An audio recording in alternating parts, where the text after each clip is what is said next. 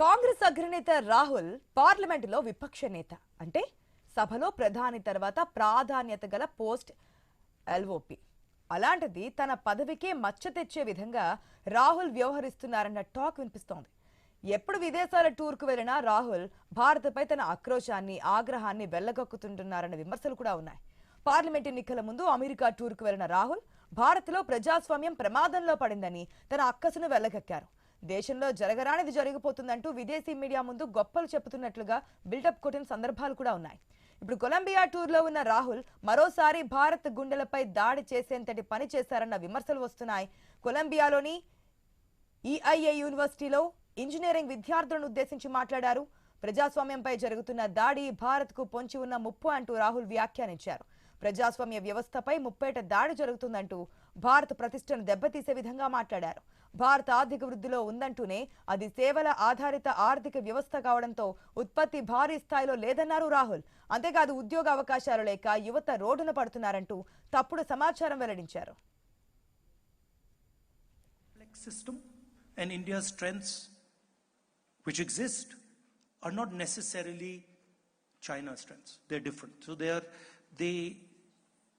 big systems, but they're different and they operate differently.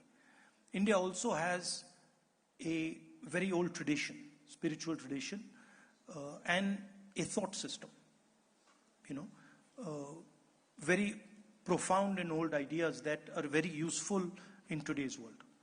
The idea of non-violent political action comes from deep within Indian tradition.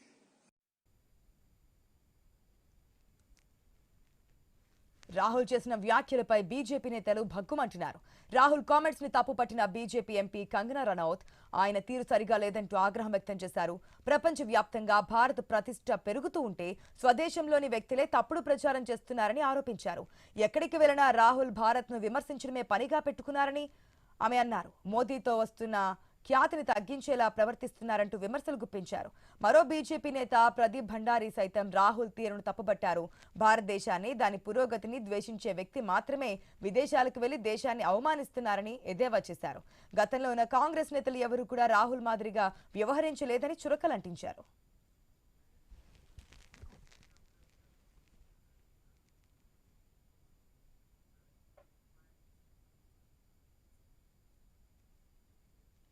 Rahul విదేశాల్లో వ్యవహరిస్తున్న తీరుపై స్వపార్టీ నేతలు కూడా వ్యతిరేకించిన సందర్భాలున్నాయంటున్నారు విశ్లేషకులు. దేశాభివృద్ధిపై బయటి దేశాల్లో గొప్పలు చెప్పాల్సింది పోయి తప్పుడు సమాచారం ఇవ్వడంలో అర్థం ఏంటో రాహుల్ చెప్పాలంటున్నారు పొలిటికల్ విశ్లేషకులు. విదేశీ గడ్డ నుంచి రాహుల్ ఎందుకు భారత్పై విమర్శలు చేస్తున్నారు? గతంలో కాంగ్రెస్ నేతలు ఇలా చేసేవారా? వివిధ దేశాల మద్దతు కూడగట్టే పనిలో మోదీ బిజీగా ఉన్నారో పక్క, అదే విదేశీ గడ్డపై నుంచి భారత్పై రాహుల్ విమర్శలు చేస్తున్నారు. ఎందుకు వైపరీత్య రాజకీయాలు అన్న చర్చ సాగుతోంది. ఎందుకు ఈ విధంగా కామెంట్స్ చేస్తున్నారు? మన దేశం ప్రగతిని, మన దేశం యొక్క గొప్పతనాన్ని బయట దేశాలు చెప్పాల్సింది పోయి అక్కడికి వెళ్ళి ప్రజాస్వామ్యం దెబ్బతింటుంది అని చెప్పడం దేనికి కారణం అనేది కూడా క్వశ్చన్ చేస్తున్నటువంటి సందర్భాలు కనిపిస్తున్నాయి. మాట్లాడదాం. మనతో డిబేట్లో పార్టిసిపేట్ చేస్తున్నారు షేక్ సైదా గారు, కాంగ్రెస్ పార్టీ అధికార ప్రతినిధి. దుద్దుకుంట వెంకటేశ్వర రెడ్డి గారు కూడా జాయిన్ అవుతున్నారు, బీజేపీ అధికార ప్రతినిధి. నమస్తే అండి, welcome to the show. First Saida గారు, గుడ్ ఆఫ్టర్నూన్ అండి. గుడ్ ఆఫ్టర్నూన్ అమ్మా. ఆశా గారు బాగున్నారా? ఎస్, బాగున్నానండి. సైదా గారు, అసలు ఏం జరుగుతోంది ఏంటి? ఎందుకు విదేశీ టూర్కి వెళ్ళిన ప్రతిసారి ఇండియాలో ఏదో జరిగిపోతోంది అని కామెంట్స్ చేయడానికి కారణం ఏంటి? ఫస్ట్ ఆఫ్ ఆల్ మా ఆశా గారు, మీకు ప్యానటువంటి సోదరులు బీజేపీ నాయకులు వెంకటేశ్వర రెడ్డి గారు, ఐన్యూస్ వీక్షకులందరూ కూడా నమస్కారం. మా రాహుల్ గాంధీ గారు సందర్భంగా యూనివర్సిటీలో ఉన్నటువంటి కార్యక్రమంలో అక్కడ హోస్ట్ ఉన్నటువంటి వివిధ ప్రశ్నలకు సంబంధించి ఆయన సమాధానం ఇస్తూ భారతదేశంలో విభిన్న మతాలు, విభిన్న కులాలు, విభిన్న జాతులు, విభిన్న సంస్కృతులు, విభిన్న భాషలో కలిగినటువంటి వ్యక్తులందరూ కూడా కలిసిమెలిసి జీవిస్తున్నారు, అన్నదమ్ముల్లాగా ఉన్నారు. అయితే ఇలాంటి పరిస్థితుల్లో అక్కడ ఉన్నటువంటి అతిపెద్ద ప్రజాస్వామ్య విలువల మీద దాడి జరుగుతూ ఉంది, అటాక్ జరుగుతూ ఉంది అని చెప్పి ఆయన మాట్లాడారు. అంతకు మించి ప్రధాని మోడీని ఓట్ చోరీ దొంగను, నోట్లు రద్దు చేశాడను, లేకపోతే ఈ దేశాన్ని పాకిస్తాన్కి తాకట్టు పెట్టాడను, లేకపోతే విదేశాలకు తాకట్టు పెట్టాడను ఎక్కడ కూడా మోదీని అవమానకరంగా కామెంట్ మాట్లాడాడు. చేశారని కాదు, భారత్ పైన విమర్శలు చేయడం అనేది. అదేనమ్మా, ప్రజాస్వామ్య వ్యవస్థకి ఉమ్, ఈ విధంగా భంగం కలుగుతా ఉంది. ప్రజాస్వామ్య విలువలని మంట కలుపుతా ఉన్నారు, ఉమ్, ద్వేషంలో విద్వేషాలు రగిలిస్తున్నారు అనేటువంటి భావాన్ని వ్యక్తం చేశారు. ఉమ్, దయచేసి గమనించాలి. ఎందుకంటే ఆయన స్వదేశంలో మాట్లాడినా తప్పే, విదేశంలో మాట్లాడిన తప్పే, పార్లమెంట్లో మాట్లాడినా తప్పే, పార్లమెంట్ బయట మాట్లాడినా తప్పే, ఇంకెక్కడ మాట్లాడాలి? ఎందుకు మన దేశానికి సంబంధించినటువంటి అనేక సమస్యలు మనం ప్రస్తావించకూడదు? అక్కడ అడిగినటువంటి హోస్ట్ అడిగినటువంటి ప్రశ్నకి సమాధానం ఇస్తే, ఇప్పుడు మీరు నన్ను అడిగారు, ప్రశ్న వేశారు, నేను మీకు సమాధానం చెప్పాల్సిన అవసరం ఉందా లేదా? ఉమ్, అలాగే ఆయన కూడా మాట్లాడాడు. భారతదేశం అత్యంత ప్రాధాన్యత గల ప్రజాస్వామ్య దేశం. ఈ ప్రజాస్వామ్య దేశాన్ని మరి ప్రజాస్వామ్యాన్ని రాజ్యాంగం కల్పించినటువంటి హక్కుల్ని కాలరాస్తున్నారు ఈ మోడీ అనేటువంటి ఆలోచనతో మాట్లాడాడు. వాస్తవమే కదా. ఇప్పుడు మిగిలిన BJP వాళ్ళు ఎంత దేశాలన్నీ చెప్పినా భారత్ ని కీర్తిస్తూ ఉంటే, లేదంటే భారత వైఖరి సంబంధించి సమర్థిస్తున్నటువంటి పరిస్థితుల్లో లేదు ఈ విధంగా ఉందని చెప్పడం ఎంతవరకు అంటారు? అంటే మన దేశ ప్రతిష్టని పక్క దేశాల్లో తగ్గించినట్టు కాదంటారా? మా ఆశా గారు, ఎక్కడ కూడా భారతదేశ ఔన్నత్యాన్ని, భారతదేశ ప్రగతిని, లేకపోతే భారతదేశ ఖ్యాతిని కాంగ్రెస్ పార్టీ ఎప్పుడు కూడా తక్కువ చేసి మాట్లాడు. అది ఒకసారి ప్రధానంగా మీరు గుర్తించాలా, బీజేపీ సోదరులు కూడా గమనించాలి. ఎందుకంటే రాహుల్ గాంధీ గారు ఒక దేశభక్తుడైనటువంటి, ప్రజాస్వామ్యమైన విలువలు కలిగినటువంటి, లౌకిక భావాలు కలిగినటువంటి ఒక యువనేత. ఆయన ఎప్పుడు కూడా దేశాన్ని తక్కువ గురించి మాట్లాడినటువంటి కాదు, ఒక నిజమైన దేశభక్తుడు రాహుల్ గాంధీ. కానీ మోడీ గారిని చూసాం, ఆయన విశ్వగురువు అని చెప్పి విపరీతంగా ప్రచారం చేసుకుంటాడు. ఏమైంది? మనం చూసాం ఆపరేషన్ సింధూర్ ఘటన జరిగినటువంటి పరిస్థితుల్లో ఏ దేశమైనా మనకు బాసటగా నిలిచిందా? ఈయన దేశాలు మొత్తం తిరిగి వచ్చాడు, కొన్ని వేల కోట్లు, లక్షల కోట్లు ఖర్చు పెట్టి విదేశీ ప్రయాణాలు చేశాడు. ఆయన 75 దేశాల పైగా. ఆపరేషన్ సింధూర్ తప్పంటారా, లేదంటే మిగిలిన దేశాలు సపోర్ట్ చేయకపోవడం తప్పంటారా? సపోర్ట్ చేయలేదు అట్లా అని చెప్పి మన మీద దాడికి కూడా రాలేదు కదా. అట్ ద సేమ్ టైం ఆ పాయింట్ కూడా మనం కన్సిడర్ చేయాలి కదా. ఇప్పుడు ఈయనకి మిత్రుడు అని చెప్పేటువంటి ట్రంప్ గారే ఇప్పుడు ఏమంటున్నాడో చూస్తా ఉన్నాం. ఏ విధంగా ఆంక్షలు విధిస్తున్నారో. పార్లమెంట్ ఎలక్షన్స్ ముందు కూడా అమెరికాలో మీటింగ్ వెళ్తున్నప్పుడు ఇదే విధమైన కామెంట్ చేశారు. అంటే పార్లమెంట్ ఎలక్షన్స్ ముందు సిచ్యువేషన్ ఏంటో కనిపించింది. కేవలం ఎలక్షన్స్ లో మైలేజ్ కోసం వెళ్తున్నారా, లేదంటే మిగిలిన దేశాల్లో పార్టీ బలం పెంచుకోవడానికి వెళ్తున్నారా? ఈ విధమైన కామెంట్స్ చేస్తే కాంగ్రెస్ బలం పెరుగుతుందని అంటున్నారా? మా ఇక్కడ కాంగ్రెస్ బలం పెరుగుతుందా? అక్కడ ఎలక్షన్స్ లో అక్కడ కొలంబియా వాళ్ళు, అమెరికా వాడు వచ్చి మనకు ఓట్లేస్తారని కాదు. ఇక్కడ దౌత్యపరమైనటువంటి అనేక అంశాల మీద ఇతర దేశాలతో సంబంధాలు సంబంధించి ఒక కాంగ్రెస్ పార్టీ జాతీయ అపోజిషన్ పార్టీ లీడర్ గా, ఎందుకంటే వివిధ దేశాలు వెనకడుగు వేయదు భారత్, మా ఐక్యత ఆ విధంగానే ఉంటుంది, ఈ విధంగానే ముందుకెళ్తాము, ఏం చేసినా వెనకడుగు వేసే సిచ్యువేషన్ లేదని చెప్పి రష్యా చెప్తుంది. మరి దాని ఎందుకు కన్సిడర్ చేయరు?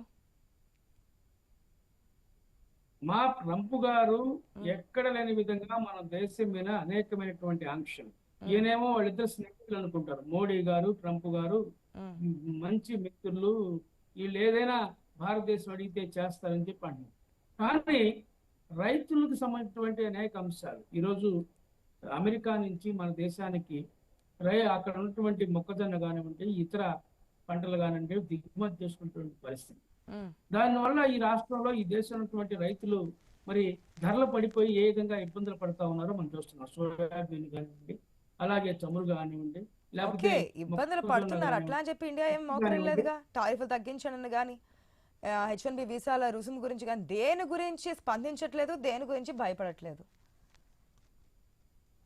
భయపడకుండా మోడీ జీవితాంతం ఊరక మాయ మాటలు, దొంగ మాటలు చెప్పుకుంటా బతికేవాడు తప్ప, నేను క్లియర్ గా చెప్తా ఉన్నా. ఈరోజు చూసాం, మన భారతీయులు 26 మంది పాకిస్తాన్ మూకల దాడిలో చనిపోతే ఆపరేషన్ సింధూర్ పేరుతో నాటకం ఆడి ఎంతమందిని పట్టుకొచ్చాడు, ఎంతమందిని మరి యొక్క మన సైనికులు వాళ్ళని హతం చేశారు. నాకు అర్థం కావట్లే. అంటే ఆపరేషన్ సింధూర్ తప్పంటారా, లేదా చేసే విధానం తప్పంటారా? ఈ విధంగా మన మీద అటాక్ వచ్చిన అటాక్ చేయడం తప్పంటారా? అమ్మా నేను ఏం చెప్తున్నానంటే, అదే పాకిస్తాన్ తోటి క్రికెట్ ఆడారు మొన్న, మీరు గమనించారా? అవును. ఒక భావోద్రేకంతో భారతీయులు మనల్ని మన మన ఆడబిడ్డల పుస్తెలు తెంచినటువంటి, ఉమ్, తాలిబొట్లు తెచ్చినటువంటి దుర్మార్గులతోటి మీరు యుద్ధం చేయాల్సింది పోయి వాళ్ళతోటి మీరు ఆటలాడతారా? ఉమ్. మీ అమిత్ షా కొడుకు క్రికెట్ అసోసియేషన్ అధ్యక్షుడిగా ఉంటే ఉమ్. అతను లబ్ధి చేకూర్చుకున్న కోసం ఇదంతా కూడా పాకిస్తాన్ తోటి ప్రజాస్వామ్యానికి కేవలం దెబ్బతీసే 2 విధంగానే కోట్ల ఉందంటారు. రాజ్యాంగ ఆదాయం విలువల్ని కోసం తుంగలో మీరు తొక్కుతున్నారు. ఈ అన్ని పాయింట్స్ ని బట్టి రాహుల్ గాంధీ కామెంట్ చేశారంటారు. నేను అదే చెప్తానండి. ఎందుకంటే అమ్మా వీళ్ళకి దేశభక్తి లేదు, ఓకే, వెంకటరెడ్డి గారు దేశం మరొక గురించి నిమిషం. అవగాహన సైదా లేదు, గారు. దేశ ఉద్యమం వీళ్ళు పాల్గొనలేదు. వీళ్ళు కేవలం వాళ్ళ స్వలాభం కోసం వాళ్ళు ఈ విధంగా పదే పదే రాహుల్ గాంధీని కించపరిస్తే మేమేదో గొప్పవాళ్ళు అవుతాం. ఎందుకంటే కంగనా రనౌత్ మాట్లాడినా, శివశంకర్ మాట్లాడినా, లేకపోతే బీజేపీ నేతలు అనేక మంది మాట్లాడినా కేవలం రాహుల్ గాంధీ గారిని టార్గెట్ చేసుకొని ఆయన ఏం మాట్లాడినా సరే దీనికి చిలువలు పలువులు చేసి మాట్లాడుతున్నారు. ఇది సమంజసం కాదు. రాహుల్ గాంధీ గారు సైదా గారు ఒక్క నిమిషం. ఏకైక దేశ వెంకటరెడ్డి గారు గుడ్ ఆఫ్టర్నూన్ దాన్ని అండి. వెంకటరెడ్డి గారు ఆడియో మ్యూట్లో ఉన్నట్టుంది సార్, ఒక్కసారి చెక్ చేయండి ప్లీజ్.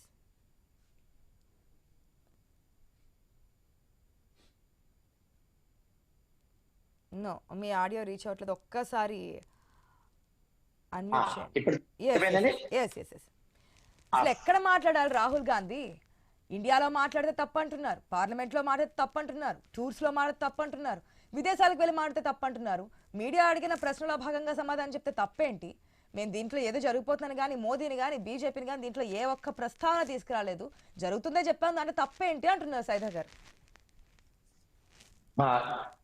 ఐనిక్స్ వీక్షకులకు, మీకు చర్చలో పాల్గొంటున్న పెద్దలందరికీ నమస్కారం.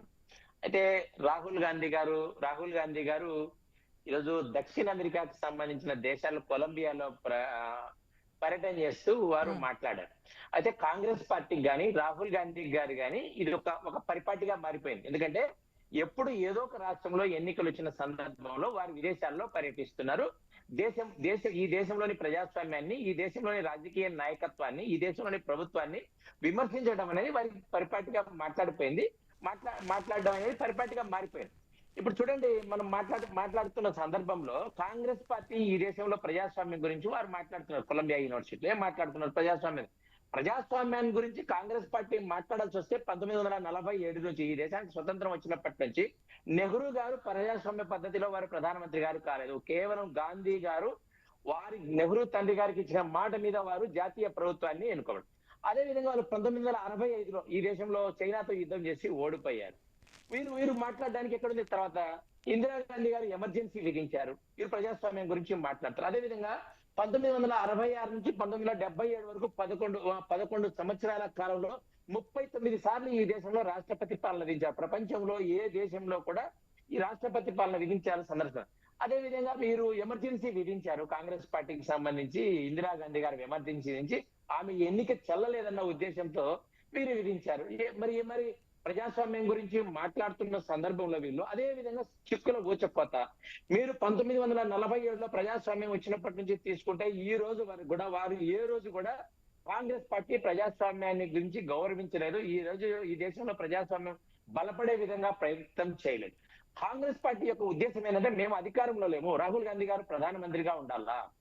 ఇదే రాహుల్ గాంధీ గారు 2004 నుంచి 2014లో మన్మోహన్ సింగ్ గారి నేతృత్వంలో ఉన్న కాంగ్రెస్ పార్టీ ప్రభుత్వంలో లల్లు ప్రసాద్ యాదవ్ కు శిక్ష వేస్తే ఆ ఎన్నికల్లో పోటీ చేయకూడదన్న నిర్ణయాన్ని తీసుకుంటే దాన్ని చించి వేశారు. ఆ రోజు ఏం మాట్లాడారు? వీళ్ళకి ఏ హక్కు ఉందని మాట్లాడుతున్నారు? 2014, 2019, 2024లో మొత్తం కలిసి వారికి 200 సీట్లు రాలేదు. 2014, 2019లో వారికి ప్రతిపక్ష స్థానం కూడా లేదు. రాహుల్ గాంధీ గారు మాట్లాడుతున్న ప్రజాస్వామ్యం ఏంటంటే వారు మాట్లాడుతున్న ప్రజాస్వామ్యం, వారికి కావాల్సిన ప్రజాస్వామ్యం. దేశంలో ఏం మాట్లాడుతున్నారు?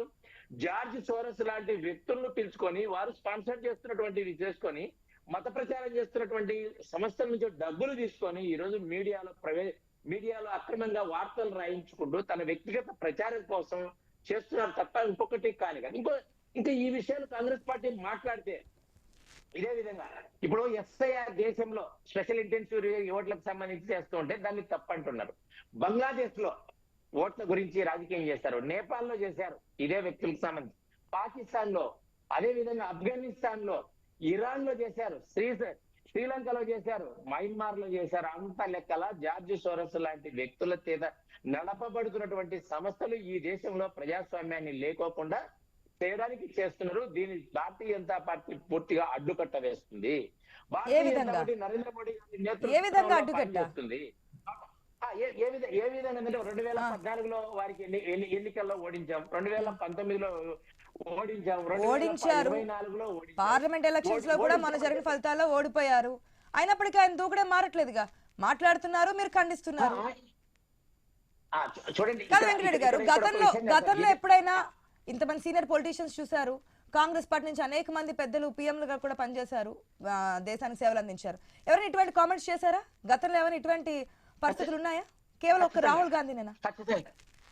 ఖచ్చితంగా చెప్తాను. మణిశంకర్ అయ్యర్ లాంటి వ్యక్తి పాకిస్తాన్ లో పర్యటన చేసి పాకిస్తాన్ లో చర్చలో మాట్లాడుతూ నరేంద్ర మోడీ లాంటి వ్యక్తి, ఛాయ్ అమ్ముకునే లాంటి వ్యక్తి, కాంగ్రెస్ ఏఐసిసి కార్యాలయంలో టీ అమ్ముకునే అర్హత కూడా లేని వ్యక్తి ఈ రోజు ప్రధానమంత్రి అవుతున్నాడని విమర్శించారు.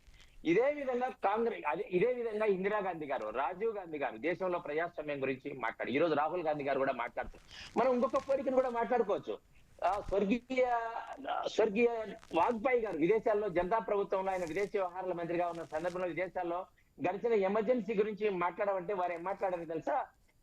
మా దేశ అంతర్గత విషయాల్లో మా ప్రజాస్వామ్యం బాగుంది, మా నాయకులంతా సరైన వాళ్ళని మాట్లాడిన సందర్భం మనం కూడా గుర్తు చేసుకోవచ్చు. ఈ రాహుల్ గాంధీ గారికి ఏమొచ్చిందో గానీ మీకు కేంబ్రిడ్జి విశ్వవిద్యాలయంలో 2023 మార్చిలో ఈ దేశ ప్రజాస్వామ్యం గురించి వ్యతిరేకంగా మాట్లాడారు. ఈ దేశంలో సరిగా లేదు, హిందువులు, ఆర్ఎస్ఎస్, బీజేపీ గురించి మాట్లాడారు. అదే విధంగా జూన్ లో అమెరికాలో మాట్లాడారు. వీరికి రాహుల్ గాంధీ గారికి ఎప్పుడు రాష్ట్రాలలో ఎన్నికలు వస్తాయి, రేపు బీహార్ లో ఎన్నికలు వచ్చింది, ఈ రోజు నోటిఫికేషన్ కూడా వచ్చింది, షెడ్యూల్ వచ్చింది, నోటిఫికేషన్ కూడా త్వరలో రానుంది. ఈ పాయింట్ కూడా అడిగా సైదా గారు, ఎలక్షన్స్ ముందు, పార్లమెంట్ ఎలక్షన్స్ ముందు ఒకసారి చూసాము, ఇప్పుడు బీహార్ ఎలక్షన్స్ ముందు కూడా ఇదే కామెంట్స్. అంటే అక్కడ వాళ్ళు వచ్చామని ఇక్కడ ఓట్లు వేస్తారా అంటున్నారు ఆయన. లేదు, ప్రపంచ దేశాల్లో భారతదేశ ప్రజాస్వామ్యాన్ని చులకన చేయటమే వారు అజెండాగా పెట్టుకున్నారు. ఈ దేశంలో నీతివంతులు లేరు, ఈ దేశంలో ప్రజాస్వామ్యం ఎక్కువసేపు నిలబడదు. కాబట్టి విదేశాల్లో జోక్యం చేసుకోవాలా, విదేశాల్లో భారతదేశం యొక్క పరువు ప్రతిష్టలు సన్నగినాలనే రాహుల్ గాంధీ గారి యొక్క చేస్తున్నటువంటి ఆరోపణలు ఈ రోజు కనపడుతుంది. నరేంద్ర మోడీ గారు ప్రపంచ దేశాలన్నీ కూడా తిరిగి ఈ దేశంలో యొక్క ప్రజాస్వామ్యాన్ని, అదే విధంగా ఈ దేశం యొక్క శక్తి సామర్థ్యాలను, ఈ దేశం యొక్క ఔదార్యాన్ని, సహాయాన్ని ప్రపంచంలో అందరికీ చేసి స్నేహం చేసి భారతదేశం యొక్క గొప్పతనాన్ని, సాంస్కృతిక వైభవాన్ని, పునర్వైభవాన్ని తీసుకొచ్చే ప్రయత్నం చేస్తుంటే ఈ రోజు రాహుల్ గాంధీ గారు చేస్తున్నది ఈ దేశంలో ప్రజలందరూ కూడా అమాయకులు అనుకుంటుంది కాంగ్రెస్ పార్టీ, చదువురాని వారు అనుకుంటుంది. 1947లో మేము ఏం చేసినా చెల్లుతున్నప్పుడు ఈ రోజు లక్షలాది మంది, 70-80 కోట్ల మందికి ఈ రోజు స్మార్ట్ ఫోన్ ఉంది. వారు చేస్తున్న చర్యలన్నీ ప్రజలన్నీ గమనిస్తూ ఉంటారు. దేశభక్తి అనేది ఇప్పుడు అందరిలోనే కనిపిస్తోంది. ఇటువంటి పరిస్థితులు, ఇటువంటి వ్యాఖ్యలు చేసినప్పుడు ఎలక్షన్స్ ముందు ఇటువంటి, అంటే గతంలో పార్లమెంట్ ఎలక్షన్స్ ముందు చూసాం, ఇప్పుడు బీహార్ ఎలక్షన్స్ రాబోతున్నాయి, ఎలక్షన్ కమిషన్ కూడా అక్కడ పర్యటిస్తుంది, 2 రోజుల్లో నాకు తెలిసి షెడ్యూల్ కూడా రిలీజ్ కాబోతోందేమో బీహార్ ఎలక్షన్ సంబంధించి. ఇటువంటి పరిస్థితులు అక్కడికి వెళ్ళి కామెంట్ చేయడము, ఏదో బీజేపీని తక్కువ చేసి మాట్లాడితే కాంగ్రెస్ బలం పెరుగుతుంది అనుకోవడము కరెక్ట్ అయిన పద్ధతి కాదు అంటున్నారు. మా ఆశా గారు, అన్న వెంకటేశ్వర రెడ్డి అన్న ఆయన బీజేపీ వాయిస్ వినిపిస్తూ ఉంటాడు, ఆర్ఎస్ఎస్ వాయిస్ కూడా వినిపిస్తుంది. ఆయన ఎప్పుడు మాట్లాడినా ఇదే పాత చింతకాయ పచ్చడే, ఎమర్జెన్సీ ఇందిరాగాంధీ గురించి మాట్లాడు, ఎమర్జెన్సీ ప్రజాస్వామ్యాన్ని అపహాస్యం చేసి అని చెప్పి మాట. ఈ రోజు దేశంలో అప్రకటిత ఎమర్జెన్సీ జరుగుతూ ఉంది, మీ అందరికీ తెలుసు. ప్రతినిత్యం ఈ యొక్క 11 సంవత్సరాల మోడీ పాలనలో అప్రకటిత ప్రజాస్వామ్యం అనేది ప్రతిరోజు మరి దేశంలో కనపడుతున్నట్టు పరిస్థితి. మణిపూర్ మారణ హోమం జరుగుతూ ఉంది ఇప్పటికి కూడా 2 సంవత్సరాల పైన. దాన్ని అరికట్టలేని అసమర్థ ప్రధాని ఈ దేశానికి ఉన్నాడు. అలాగే ఆపరేషన్ సింధూర్ ద్వారా ఏదో ఇరగబడుస్తా ఉన్నటువంటి ఆ విషయం వాళ్ళు తుదముట్టిస్తామని చెప్పి అన్నటువంటి మనిషి ట్రంప్ మాటలని యుద్ధాన్ని నిర్మించాడు. ఇంతకంటే దుర్మార్గం ఉందా? ఇలా చెప్పుకుంటా పోతే అనేక విషయాలు ఈ దేశం యొక్క స్వాతంత్రం కోసం, ఈ దేశ సమైక్యతను, సమగ్రతను కాపాడటం కోసం చివరికి తీవ్రవాదుల చేతుల్లో బలైనటువంటి మా నేతలు శ్రీమతి ఇందిరాగాంధీ గారు, అలాగే రాజీవ్ గాంధీ గారు, ఇలాంటి త్యాగమయ కుటుంబం శ్రీమతి సోనియా గాంధీ గారిది, రాజీవ్ గాంధీ గారు. వీళ్ళు ఎవరైనా త్యాగాలు చేసిన ఉన్నారా? బీజేపీలో, ఆర్ఎస్ఎస్ లో వీళ్ళందరూ కూడా బ్రిటిష్ వారికి తొత్తులుగా వ్యవహరించినటువంటి వాళ్ళు. వీళ్ళు దేశభక్తి ముసుగులో ఈ రోజు ఈ దేశానికి ద్రోహం చేస్తున్నటువంటి వ్యక్తులు. వీళ్ళ ప్రజాస్వామ్యాన్ని గురించి మాట్లాడేది, వీళ్ళ మరి రాజ్యాంగాన్ని గురించి మాట్లాడేది, చివరికి రాజ్యాంగాన్ని కూడా అపహాస్యం చేసినటువంటి పరిస్థితి. అంబేద్కర్ రాసినటువంటి రాజ్యాంగాన్ని మనం చూసాం. మన కొత్త పార్లమెంట్ భవనం ప్రారంభోత్సవం సందర్భంగా రాజ్యాంగం చేతబూని మరి పార్లమెంట్ లో ప్రవేశించవలసినటువంటి ప్రధానమంత్రి గారు సాధువుల్ని సంతుల్ని ఎంటబెట్టుకొని రాజదండం తీసుకొని మరి ఆ యొక్క పార్లమెంట్ లో ప్రవేశించినటువంటి పరిస్థితి. వీళ్ళ ప్రజాస్వామ్యాన్ని గురించి మాట్లాడేది. ఒక రాజుల్లాగా వీళ్ళు వ్యవహరిస్తున్నారు తప్ప రాజరిక వ్యవస్థల్లో మునిగి తేలుతున్నారు తప్ప మరొకటి కాదు. ఈరోజు మనం చెప్పాలంటే వాస్తవంగా ఈరోజు ఈ భారతదేశంలో అనేకమైనటువంటి విషయాలు, ఈరోజు ఓటు చోరీ గురించి ఈరోజు దేశవ్యాప్తంగా చర్చ జరుగుతూ ఉంది. ఒక ముస్లింలు ఆధిపత్యం 80 ఏళ్ళు ఓట్లు ఉన్నటువంటి బీహార్ ఎలక్షన్స్ అది కూడా క్లారిటీ వచ్చేస్తుందిగా. బీహార్ ఎలక్షన్స్ జరిగి ఫలితాలు రిలీజ్ అయితే ఆ ఓట్ షేర్ అంశం ఎంతవరకు ప్రజల్లోకి వెళ్ళింది, ఎంతవరకు జిఎస్టీకి సంబంధించి సంస్కరణలు అమల్లోకి వెళ్ళిన తర్వాత ప్రజల్లో ఏది ఎఫెక్ట్ చూపించింది, ఇవన్నీ కూడా ఫలితాల తర్వాత క్లియర్ కట్గా తెలుస్తోంది. ఇప్పుడు చెప్పేది ఏంటంటే బీహార్ ఎలక్షన్స్ గురించి తర్వాత మాట్లాడదాం. కామెంట్స్ ఎంతవరకు కరెక్ట్ కాదని చెప్పి బీజేపీ అంటుంది, కరెక్ట్ అని చెప్పి మీరు అంటున్నారు. మన దేశ ప్రతిష్టను తీసుకెళ్లి, మన దేశం యొక్క ప్రజాస్వామ్యం తీసుకెళ్లి పక్క దేశాలతో మాట్లాడడం వల్ల ఎటువంటి ప్రయోజనం ఉంటుంది? మన దేశం యొక్క ప్రతిష్ట దెబ్బతింటుంది కదా అని మాత్రమే అడుగుతున్నారు. భారతదేశ ప్రతిష్టని దెబ్బతీయడంలో ఎప్పుడు కాంగ్రెస్ పార్టీ అసలు ఆలోచనే చేయదు. ఎందుకంటే మేము భారతీయులం, ఈ దేశ స్వాతంత్ర ఉద్యమం కోసం పోరాడి అసూలు బాసినటువంటి త్యాగాలు చేసినటువంటి కుటుంబం కాంగ్రెస్ పార్టీ. వీళ్ళకి చరిత్ర ఉంది. వీళ్ళంతా దొంగల వ్యవహారం. వీళ్ళది మసిబూసి మారడికాయ చేయటం, మత ద్వేషాలు రెచ్చగొట్టడం, కులాన్ని రెచ్చగొట్టడం, అలాగే దొంగ ఓట్లు చేర్చుకోవడం, ప్రతిపక్షాల ఓట్లు తీసేయడం. ఈ జిఎస్టీ పేరుతో చూశారు. 8 సంవత్సరాల పాటు జలగల్లాగా పేద ప్రజల సొమ్ముని, నెలకి 20,000 రూపాయలు సొమ్ముని లూటీ చేశారు. ఎందుకు చేయాల్సి వచ్చినారు? రాహుల్ గాంధీ చెప్పారు ఈ జిఎస్టీ ఈ విధంగా స్లాబ్స్ ఉండటం కరెక్ట్ కాదు అని చెప్పి ఆ రోజు చెప్పాడు ఆయన. ఆ రోజు ఆయన మాట తీసేశారు. ఇప్పుడు ఏం జరిగింది? జిఎస్టీ మరి స్లాబ్స్ చెప్పినటువంటి రాహుల్ గాంధీ కామెంట్స్ ఈ రోజు పరిగణలోకి తీసుకుంది బీజేపీ అంటారు. రూపాయలు ఈ దేశ ప్రజల సొమ్ముని ఈ రోజు ఏదో గొప్పలు చెప్పుకుంటున్నారు. వెంకటరెడ్డి గారు అసలు చేసేదేం తప్పేం లేదు, జరుగుతున్నది చెప్తున్నాము. దాంట్లో ఏం తప్పుందని చెప్పి ఈ విధంగా మాట్లాడుతున్నారు. దేశం కోసం ప్రాణాలు అర్పించింది మేము, ఉగ్రవాదుల చేతుల్లో అంతమంది మా పార్టీకి సంబంధించినటువంటి అధ్యక్షులు, బీజేపీకి సంబంధించి ఎవరున్నారు, ఇప్పటిదాకా ఎవరు మాట్లాడారు, ఇవన్నీ పాయింట్స్ మాట్లాడుతున్నారు. అక్కడ జరిగిందే చెప్తున్నారు తప్ప జరిగిందని చెప్పట్లేదు. బీజేపీ అయితే మోసపూరితంగా చేస్తూ ఉంది. ప్రజాస్వామ్యంలో కాంగ్రెస్ మాట్లాడుతుంటే దయాలు వేదాలు వల్లించినట్లుంది. సోదరా వెంకటేశ్వర రెడ్డి, మీకు వచ్చింది ఆ మాట, మాకు కాదు. సమయం లేదు సార్ దగ్గర, ఆడలేక మధ్యలో మీరు ఆగండి, మీ సమయం ఉంది కదా. మీరు మాట్లాడుతున్నారు, మీరు మమ్మల్ని అంటారు. సార్ దగ్గర ప్లీజ్ కొద్దిగానే జ్ఞానం వెంకటరెడ్డి గారు కంటిన్యూ. దయాలు వేదాలు వల్లించేట్లుంది. వీళ్ళు ఇక్కడ చూడండి, రాహుల్ గాంధీ గాని కాంగ్రెస్ పార్టీ నాయకులు గాని ఈ దేశ విభజనకు కారకులు ఎవరు? స్వతంత్రం తెచ్చిందని మేము వచ్చిందని వాళ్ళు చెప్తున్నారు. అయితే 2 దేశాలను విభజించారు. దీనికి ఎవరు కారణం? ఈ దేశంలో ప్రజాస్వామ్యం విధించి, ప్రజాస్వామ్యంలో ఎమర్జెన్సీని విధించి నాశనం చేసిన పార్టీ ఏదంటే కాంగ్రెస్ పార్టీ. ఈ రోజు ఇదే కాంగ్రెస్ పార్టీ ప్రజాస్వామ్యం గురించి మాట్లాడుతారు. అదేవిధంగా రాహుల్ గాంధీ గారు ఇలా దాంట్లో అంతర్గత ప్రజాస్వామ్యం గురించి మాట్లాడుతున్నారు. కాగా మల్లికార్జున ఖార్గే గారు ఏఐసిసి అధ్యక్షులు పాట్నా ఎయిర్పోర్ట్ లో దిగితే రాహుల్ గాంధీ గారు గొడుగు సిబ్బంది ఎవరికి పట్టుకున్నారు? రాహుల్ గాంధీకి పట్టుకున్నారు, ఖార్గే గారికి పట్టుకోలే. ఇది కాంగ్రెస్ పార్టీలో ఉన్నటువంటి ప్రజాస్వామ్యం గురించి మాట్లాడాల్సి వస్తే ఆ విధంగా వాళ్ళు మాట్లాడాల్సి వస్తుంది. అదే విధంగా ఓటు చోరీని గురించి మాట్లాడుతున్నారు. శ్రీమతి సోనియా గాంధీ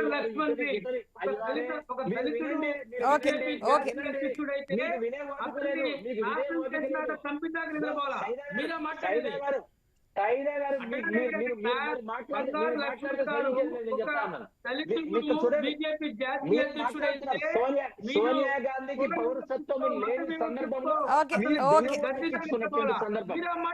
ఏమన్నారు? వీరు కాంగ్రెస్ పార్టీ ఇప్పుడు ఎవరైతే మాట్లాడుతున్నారో సోనియా గాంధీకి ఇటలీ పౌరులైనప్పటికీ కూడా ఈ దేశంలో పౌరసత్వం లేని సందర్భంలో దొంగోటు ఎక్కించుకొని ఓటేసే ప్రయత్నం చేశారు. ఎవరో జర్నలిస్ట్ మీలాంటి జర్నలిస్టు సుప్రీంకోర్టుకి వెళ్తే తీసేశారు. వీళ్ళు దొంగ ఓట్ల గురించి మాట్లాడతారు. వీళ్ళకు డ్యూయల్ పౌరసత్వం ఉంది, 2 పౌరసత్వాలు ఉన్నాయి. రాహుల్ గాంధీ విదేశాల్లో కామెంట్స్ చేయడం ఇది తొలిసారి కాదు, ఇదే ఆఖరిసారి అవుతుందని కూడా లేదు. కానీ చేసిన కామెంట్స్ అన్ని కరెక్టే అంటుంది కాంగ్రెస్ పార్టీ. అంటే దేశానికి సంబంధించి ఈ విధంగా మేడం తప్పు అంటుంది బీజేపీ. ఇప్పటికే బీజేపీకి సంబంధించి కూడా రియాక్షన్స్ మనం చూస్తున్నాం, కాంగ్రెస్ సంబంధించి యాక్షన్స్ కూడా మనం చూస్తున్నాం. మరి ముందు రోజుల్లో ఏం జరగబోతుంది, బీహార్ ఎలక్షన్స్ కూడా నోటిఫికేషన్ రిలీజ్ అయ్యే ఛాన్స్ కూడా కనిపిస్తోంది.